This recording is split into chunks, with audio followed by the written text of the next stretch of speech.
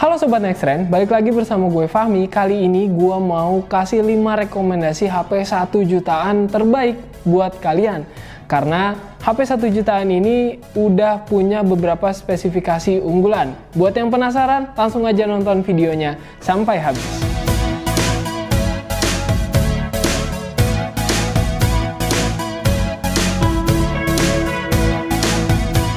Sebelum kita mulai, jangan lupa untuk subscribe dan tekan tombol loncengnya juga ya, supaya nanti kita bisa kasih informasi yang lebih banyak buat kamu.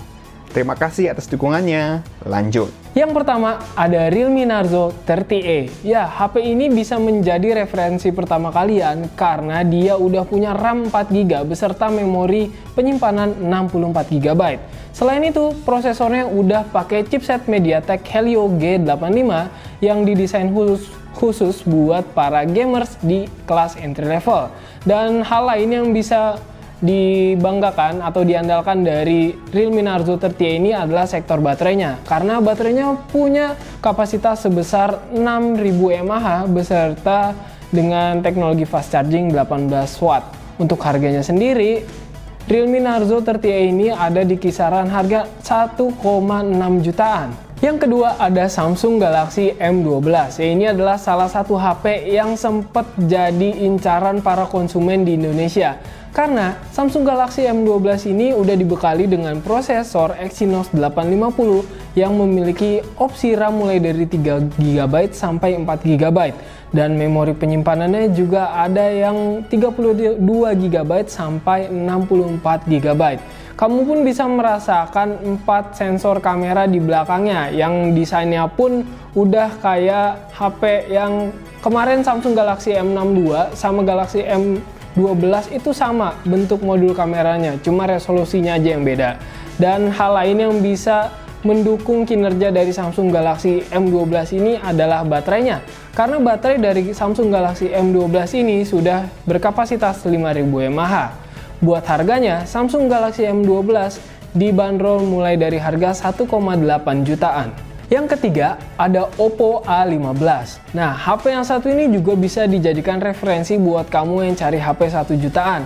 Karena Oppo A15 ini udah dibekali dengan prosesor Helio P35 yang bisa memainkan game-game yang banyak dimainkan ya, kayak Mobile Legends, PUBG, Free Fire, dia udah support. Dan untuk memorinya sendiri ada varian 3GB RAM beserta memori penyimpanan 32GB yang masih bisa kalian perluas dengan kartu micro SD hingga 256GB. Selain itu, hal lain yang bisa diandalkan dari Oppo A15 adalah sektor kameranya.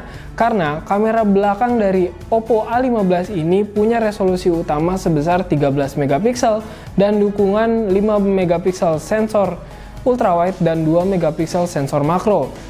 Dan terakhir untuk harganya, Oppo A15 ini dibanderol di kisaran harga 1,6 jutaan. Yang keempat, ada Xiaomi Redmi Note 9. Ya, buat kalian nih para Mi fans, HP ini bisa jadi salah satu referensi buat kalian karena Redmi Note 9 ini udah dibekali dengan prosesor MediaTek Helio G85 yang tadi juga udah gue sebutin kalau misalkan chipset ini didesain khusus untuk para gamers di kelas entry level. Dan untuk penyematan RAM-nya sendiri, dia udah punya RAM sebesar 4GB dan memori penyimpanan 64GB. Lalu, hal lain yang bisa diandalkan adalah baterainya, karena Xiaomi Redmi Note 9 udah dibekali dengan kapasitas baterai 5020 mAh dan harganya juga terjangkau. Redmi Note 9 ini dijual di harga 1,9 jutaan.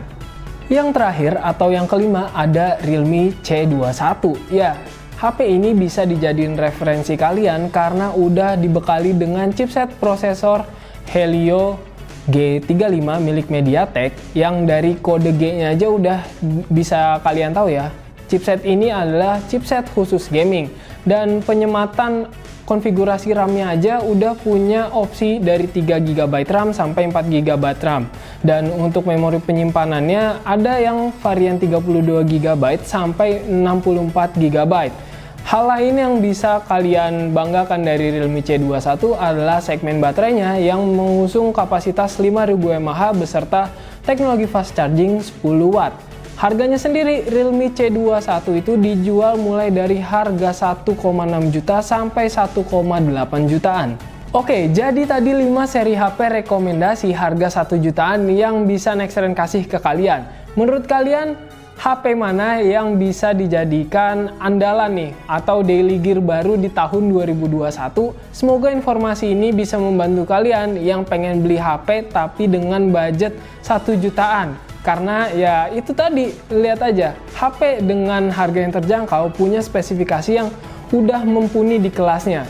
So, buat kalian yang udah nonton video ini, jangan lupa untuk like videonya. Dan kalau misalkan ada rekomendasi lainnya, bisa langsung tulis aja di kolom komentar.